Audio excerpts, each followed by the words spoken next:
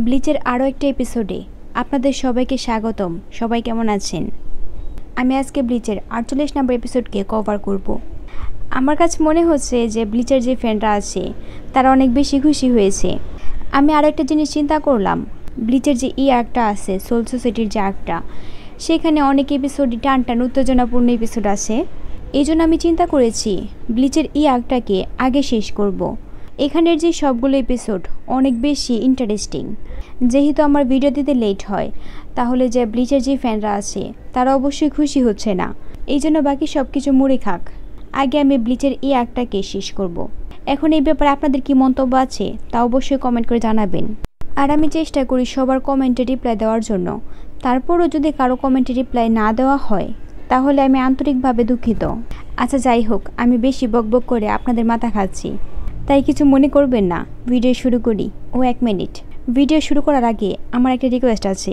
আপনারা যারা নতুন আছেন তারা অবশ্যই সাবস্ক্রাইব করতে ভুলবেন না, আর যারা পুরনো তাদের জন্য অনেক ভালোবাসা রইল। আর ব্লিচের যে এই পর্যন্ত 48টা এপিসোড এসেছে, সেই সবগুলো এপিসোড আমার চ্যানেলে আছে, চাইলে আপনারা সেখান থেকে দেখে আসতে পারেন, সাথে আবার অন্যদের কাছে শেয়ারও করতে পারেন।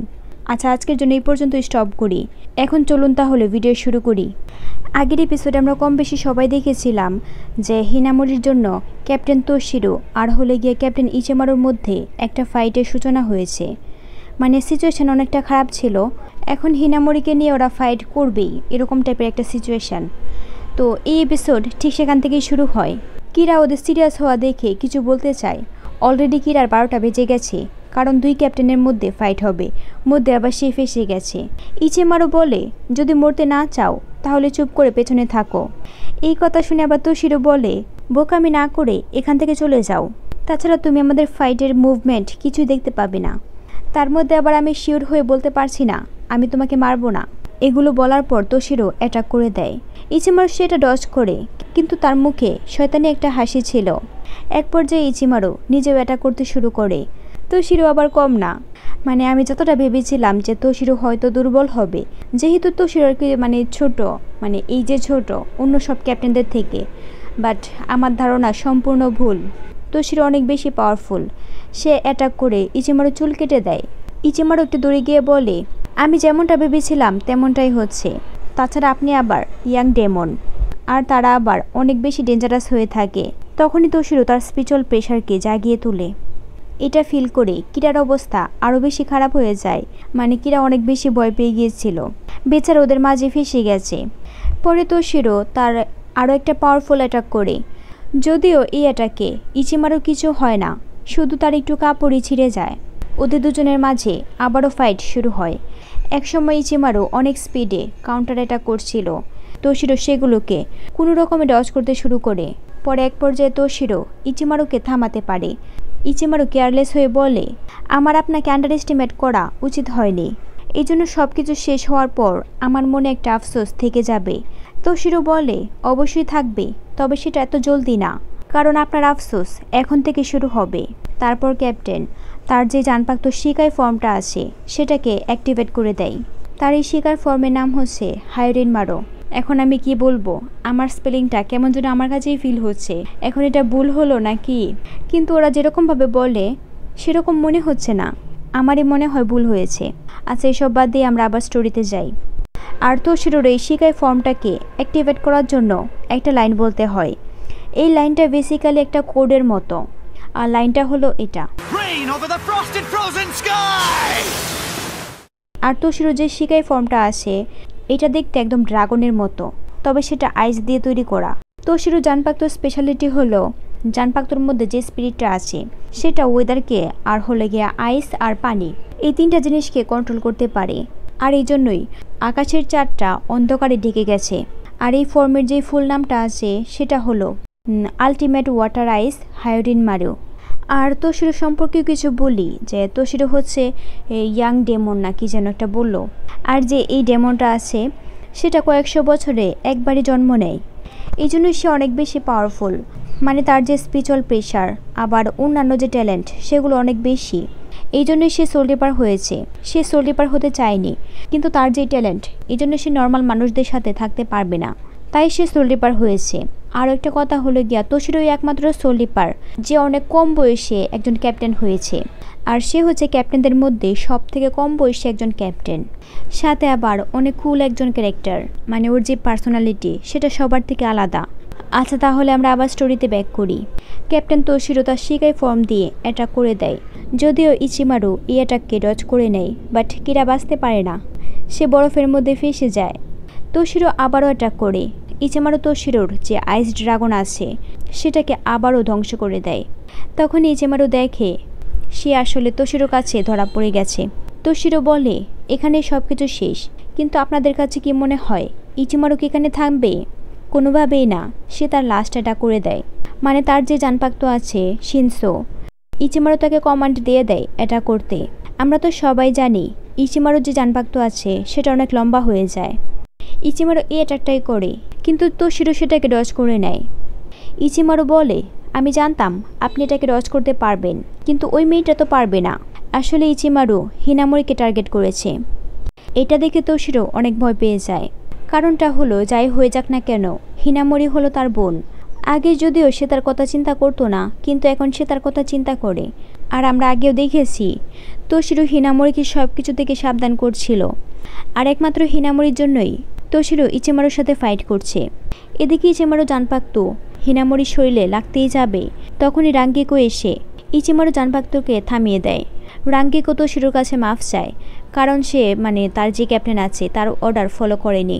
তোশিরো তাকে আবারও ফিরে যেতে বলেছিল, কিন্তু রাঙ্গিকো এখানে চলে এসেছে। পরে সে ইচিমারুর কাছে রিকোয়েস্ট করে ইচিমারু যেন তার জানপাক্তকে আবারও ফিরিয়ে নেয়। তখন আমরা এটাও দেখতে পাই রাঙ্গিকো ইচিমারু জানপাক্তকে থামাতে গিয়ে তার ব্লেড ভেঙে যাওয়ার মতো অবস্থা হয়েছে। অন্যদিকে আমরা ইউরুচিকে দেখি, ইউরুচি অনেক উঁচু একটা জায়গায় বসে পুরো সাইডের থেকে দেখছিল। ইউরুচি বলে, 2 দিন চলে গেছে, এটা সত্যি ইচিকো আগের থেকে অনেক বেশি ইমপ্রুভ হয়েছে। অন্য সোল রিপার থেকে ওর গ্রোথ অনেকটা বেশি, কিন্তু সমস্যা হলো ওর স্পিরিচুয়াল প্রেশার বাড়ছে না। এদিকে আমরা ইচিকোকে দেখি, ইচিকো তার এক্সারসাইজ করছিল। এক্সারসাইজ শেষ হওয়ার পর ইচিকো ইউরুচিকে খুঁজতে শুরু করে, কারণ তার ট্রেনিংয়ের সময় হয়ে গেছে, তাকে আবারও জাঙ্গেৎসুর সাথে ফাইট করতে হবে। কিন্তু সে ইউরুচিকে কোথাও খুঁজে পায় না।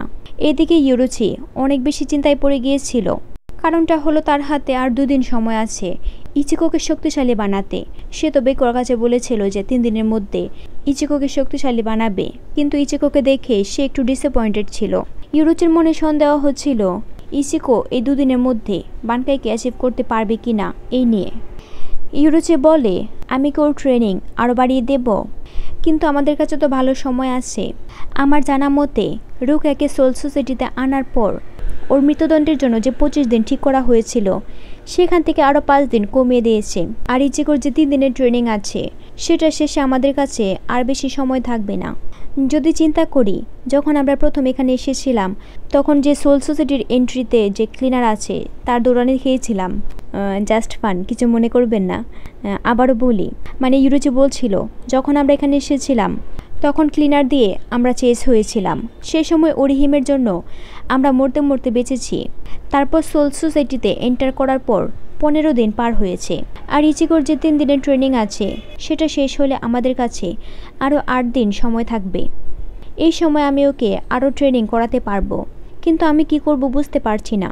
যদি উরাহারার কথা বলি, তাহলে উরাহারা এই পদ্ধতিতে নিজেকে ইমপ্রুভ করেছিল। একমাত্র উরাহারা 3 দিনের ট্রেনিং করে বানকাইকে অ্যাচিভ করেছিল, কিন্তু উরাহারা তো অনেক বেশি ট্যালেন্টেড ছিল। আমি তো ভাবছি ইচিকোর বেলায় কি হবে। বেশিক্ষণ ধরে ট্রেনিং করাটা ইচিকোর জন্য অনেক বেশি ডেঞ্জারাস। আসলে ইউরুচি অনেক বেশি কনফিউশনে ছিল। এদিকে ইচিকো ইউরুচিকে ডাকতে শুরু করে। ইচিকো ইউরুচিকে ডাকতে ডাকতে অনেক বেশি বিরক্ত হয়ে গিয়েছিল। তার চেহারা যে রিয়াকশান আছে সেটা দেখে আমরা বুঝতে পারছি। আর অন্যদিকে ইউরুচির কথা আর কি বলবো, সে টেনশন করতে করতে মানে পাগল হয়ে যাচ্ছিল। তখন ইউরুচির মনে পড়ে উরাহারা বলেছিল ইচিকো হলো গড গিফটেড পারসন, সে আমার থেকে অনেক বেশি ট্যালেন্টেড। এটা মনে করে ইউরুচি বলে, আমি শুধুমাত্র উরাহারার কথায় বিশ্বাস করে ইচিকোকে ট্রেনিং করছি, তবে এখানে কোনো গ্যারান্টি নেই ইচিকোর সোল এক্সট্রা প্রেশার নিতে পারবে কিনা। এদিকে ইচিকো পাগলের মতো করছিল। এক পর্যায়ে ইচিকো বলে, আপনি কি ভয় এখান থেকে পালিয়ে গেছেন? আরও কত কি, মানে আরও অনেক কিছু বলছিল আর কি। আর অন্যদিকে ইউরুচি বলে, আমাকে আরও একটা চান্স নিতে হবে। আমি ওর উপর আরও একদিন সময় দিব। যদিও আমি জানি ওর স্পিরিট এনার্জি বাড়বে না, তারপরও আমাকে আরও একটা রিস্ক নিতে হবে। পরের সিনে আমরা রুকিয়াকে দেখি। অনেক দিন পর, তাই না? যদিও আমরা রেঞ্জের মেমোরিতে রুকিয়াকে দেখেছি, তারপরও রিয়াল তো দেখিনি, তাই না? রুকিয়ার কাছে সেনজাইকুর যে গার্ডরা আছে তারা এসেছিল নতুন একটা নিউজ নিয়ে। যদিও আমি জানি না যে ওরা গার্ড নাকি অন্য কিছু। আমি চেষ্টা করি সব ইনফরমেশন সহ ভিডিও দেওয়ার জন্য, কিন্তু মাঝে মাঝে অনেক বিষয়ের ইনফরমেশান খুঁজে পাই না। এই জন্য এদের যে রিয়েল আইডেন্টিটি আছে সেটা আমি দিতে পারছি না। ওরা যে নিউজটা নিয়ে এসেছিল সেটা হলো রুকিয়ার মৃত্যুদণ্ডের তারিখ আবারও পরিবর্তন করা হয়েছে, আর নিউ সময়টা হলো আগামীকাল। এটা শুনে রুকিয়া অনেক বেশি ভয় পেয়ে যায়। এটা তো স্বাভাবিক, তাই না? আমরা সবাই মৃত্যুকে ভয় পাই, যদিও সেটা বলে কই আসে না, সেটা আলাদা ব্যাপার। আর যদি জানা যায় যে কাল মৃত্যু, তখন তো ভয় পাবে, এটা স্বাভাবিক, তাই না? পরের সিনে আমরা দেখি ক্যাপ্টেন তোশিরো আর হলো গিয়ে রাঙ্গিকো হিনামোরিকে তাদের যে রিলিফ সেন্টার আছে সেখানে নিয়ে এসেছে। ক্যাপ্টেন রাঙ্গিকোকে ধন্যবাদ দেয়, কারণ তার জন্যই হিনামোরি আজকে বেঁচে গেছে। না হলে এতক্ষণে হিনামোরির কাজ শেষ হয়ে যেত। তখনই আমরা কিছুক্ষণ আগের সিন দেখতে পাই। রাঙ্গিকো ইচিমারো জানপাক্তুকে থামাতে হিমশিম খাচ্ছিল, সেই সাথে আবার তার জানপাক্তু যে আছে সেটাও ভেঙে যাচ্ছিল। তখন ইচিমারো তার জানপাক্তুকে আবারও ফিরিয়ে নেয়। আসলে ইচিমারো মাথায় অন্য কিছু ঘুরপাক খাচ্ছিল। পরে ইচিমারো সেখান থেকে চলে যেতে নেয়। তোশিরোকে থামানোর চেষ্টা করে ইচিমারো বলে, আমার পেছনে না এসে স্কোয়াড 5-এর কমান্ডারকে সামলাও। পরে ইচিমারো সেখান থেকে গায়েব হয়ে যায়। রাঙ্গিকোই সব কিছু মনে করে বলে, ইচিমারো ছোটোবেলা থেকে কোনো কিছু না বলে গায়েব হয়ে যেতে, তোমার এই অভ্যাসটা এখনও চেঞ্জ হয়নি। আসলে ইচিমারো, তুমি কোথায় যাওয়ার চেষ্টা করো? এদিকে তোশিরো নিজেও অনেক বেশি চিন্তায় পড়ে যায়। সে আইজেনের লেখা চিঠি নিয়ে কিছু একটা ভাবছিল। সে বুঝতে পারছিল না এসব কিছু কেন হচ্ছে। তোশিরো আগে থেকে এই পর্যন্ত যা কিছু হয়েছে সব কিছুকে নিয়ে চিন্তা করে বোঝার চেষ্টা করছিল এই সব কিছুর মেইন উদ্দেশ্যটা কী। তখনই রাঙ্গিকোর কাছে হেল বাটারফ্লাই আসে নতুন একটা মেসেজ নিয়ে। হেল বাটারফ্লাই রুকিয়ার যে মৃত্যুদণ্ডের তারিখটা চেঞ্জ করা হয়েছে সেই মেসেজটাই নিয়ে এসেছিল। সাথে আবার এটাও বলা হয় এই সিদ্ধান্ত ফাইনাল, এই সিদ্ধান্তের কোনো পরিবর্তন হবে না। এই সব কিছু শুনে ক্যাপ্টেন সেখান থেকে চলে যেতে নেয়। রাঙ্গিকো তাকে থামায়। তোশিরো বলে, এই মৃত্যুদণ্ড আর যদি শোকায়কর পাওয়ার থেকে রিলিজ করাই ইচিমারোর প্ল্যান হয়ে থাকে, তাহলে এখন আমাদেরকে এই মৃত্যুদণ্ডকে থামাতে হবে। তুমিও আমার সাথে আসো, আমরা এই সব কিছুকে থামাবো। পরে রুকিয়ার এই মৃত্যুদণ্ডের ব্যাপারে পুরো স্যারেতের মধ্যে মাইকিং করা হচ্ছিল। এটা শুনে সব সোলডিপাররা অনেক বেশি অবাক হয়ে যায়, কিন্তু ইচিমারো হাসছিল। মুচকি হাসি কি কম ছিল, এখন আবারও 32 দেখিয়ে হাসছে। তারপর আমরা একজনকে হাফ দেখতে পাই, ফুল দেখতে পাই না, জাস্ট একটু চেহারা দেখতে পাই। সেটাও একটা সোলডিপার ছিল। সোলডিপারটা বলে, এখানে কোনো সন্দেহ নেই এটা ওর স্পিরিচুয়াল প্রেশার। পরের সিনে আমরা ইচিকোকে দেখি। ইচিকো আর জাঙ্গেৎসু ফাইট করছিল। ইচিকো চাইছিল জাঙ্গেৎসুকে হারাতে, কিন্তু সে জাঙ্গেৎসুকে হারাতে পারে না। কারণটা জাঙ্গেৎসু অনেক বেশি পাওয়ারফুল, সেটা আমরা সবাই জানি। ইউরুচি একটু দূর থেকে ওদের এই ফাইট দেখছিল। ইউরুচি মনে মনে বলে, ইচিকো অনেক ধীরে ধীরে ইমপ্রুভ হচ্ছে। তবে কিছুক্ষণ আগে আমার কাছে এতটা আনইজি ফিল হয়েছিল কেন? কোনো কিছু হতে চলেছে, আমার কাছে এমনটা ফিল হচ্ছে খারাপ কিছু হতে চলেছে। তখনই সেখানে একটা ব্লাস্ট হয়। এটা দেখে ওরা সবাই অবাক হয়ে যায়। কেউ একজন বলে, আমি অবাক হচ্ছি তুমি এখানে কি করছো? তাহলে এটাই কি তোমার জানপাক্তুর অরিজিনাল ফর্ম? ও আচ্ছা, বুঝতে পেরেছি, তুমি তাহলে বানকাইকে অ্যাচিভ করতে এখানে ট্রেনিং করছো। স্পেশালি এগুলো ইচিকোকে বলছিল আর কি। সব কিছু শান্ত হওয়ার পর আমরা দেখি সেটা অন্য কেউ না, রেঞ্জি ছিল। রেঞ্জি আসলে ইচিকোর স্পিরিচুয়াল প্রেশারকে ফলো করে এখানে চলে এসেছে। রেঞ্জি বলে, আমিও কি তোমার সাথে জয়েন হতে পারি? রেঞ্জিকে দেখে ইচিকো অনেক বেশি অবাক হয়ে যায়। রেঞ্জি বলে, এরকম চেহারা বানাচ্ছ কেন? একটু তো খুশি হতে পারো, তাই না? আচ্ছা যাই হোক, এসব কিছু বাদ দাও, এখন জলদি করো, আমাদের কাছে বেশি সময় নেই।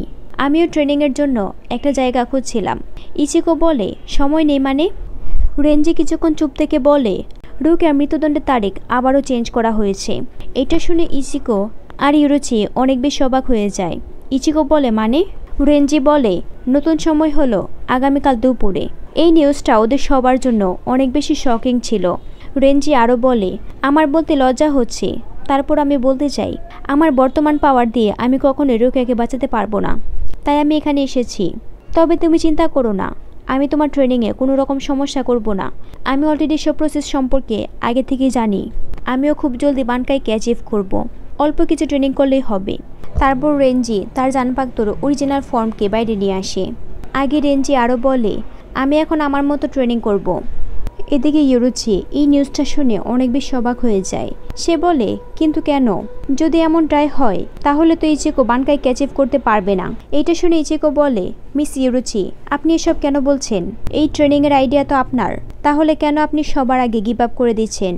ইউরুচি বলে, কালকের আগে তুমি বানকাইকে অ্যাচিভ করতে পারবে না। ইচিকো বলে, চুপ করুন, আমি না বলতে কিছু শুনতে চাই না। পরে ইচিকো তার স্পিরিচুয়াল প্রেশারকে জাগিয়ে তোলে। তারপর ইচিকো বলে, যদি কালকে সবকিছু শেষ হয় তাহলে আজকে আমাকে যা যা করতে হয় সেই সব কিছু করব। রেঞ্জি ইচিকোর সিরিয়াস হওয়া দেখে স্মাইল করে। মানে রেঞ্জিও চাইছিল ইচিকো যেন সিরিয়াস হয়ে বানকাইকে অ্যাচিভ করতে পারে। এদিকে ইচিকোর স্পিরিচুয়াল প্রেশার এতটাই বেশি ছিল যার জন্য পুরো জায়গাটা কাঁপতে শুরু করে। ইউরুচিটা ফিল করার পর তারও ঘাম ছুটতে শুরু করেছে। এবার ইচিকো অনেক বেশি সিরিয়াস হয়ে গেছে। পরের সিনে আমরা আবার রোকেয়াকে দেখি। মৃত্যুর আগে মানুষ কত কিছু চিন্তা করে, তাই না? রোকেয়া এর ব্যতিক্রম না, সেও অনেক কিছু চিন্তা করছিল। রোকেয়া মনে মনে বলে, মৃত্যুর আগে সবারই তো একটা শেষ ইচ্ছা পূরণ করা হয়, তো আমিও আমার শেষ ইচ্ছাতে চাইব ইচিকো আর বাকিদেরকে যেন আবারও পৃথিবীতে পাঠিয়ে দেওয়া হয়। আর যেহেতু আমি একটা নোবেল ফ্যামিলি থেকে বিলং করি, তাহলে অবশ্যই ওরা আমার ইচ্ছাকে সম্মান করবে। পরে রোকেয়ার অনেক বেশি মন খারাপ ছিল। রোকেয়া বলে, আমার কষ্ট হচ্ছে বিষয়টা এমন না, মনে হয় আমি কালকে রাতে যা স্বপ্ন দেখেছিলাম সেটাই সত্যি হয়েছে। এখানে এই এপিসোড শেষ হয়। বলতে গেলে এই এপিসোডটা অনেক বেশি বড় হয়ে গেছে। আসলে অনেক ইনফরমেশন ছিল তো তাই একটু বড় হয়েছে। এখানে কোনো কিছু বাদ দেওয়ার না, তাই আমি সব ইনফরমেশন দিয়েছি। আচ্ছা, আজকের জন্য এই পর্যন্তই। ভিডিও ভালো লাগলে লাইক করুন, কমেন্ট করে জানাবেন কেমন হয়েছে। দেখা হবে পরের এপিসোডে। সে পর্যন্ত ভালো থাকুন।